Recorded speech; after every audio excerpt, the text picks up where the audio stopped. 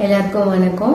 இன்னைக்கு நாங்கள் ஒரு ஹெர்பல் ஹேர் ஆயில் லான்ச் பண்ணியிருக்கோம். எங்கள் product name Narpavi herbals ayurvedic hair oil.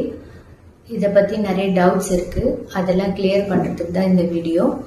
First of all, நம்ம எல்லாம் என்ன நினச்சிட்டு இருக்கோம், ஹேர் ஆயில்ஸ் வந்து நிறைய தலையில் அப்ளை பண்ணுறது மூலிமா ஹேர் வந்து க்ரோத் இருக்கும், நல்ல ஹேர் வந்து மெயின்டைன் பண்ணலாம் அப்படிங்கிறது நமக்கான தாட். பட் ஆக்சுவலி இது ஒரு தவறான விஷயம். நம்ம ஸ்கேல்ப்ல வந்து ஆயில் அதிகமாக இருக்கிறதுனால ஹேர் லாஸ் ப்ராப்ளம்ஸ் வரும், டேண்ட்ரஃபும் அதிகமாக இருக்கும்.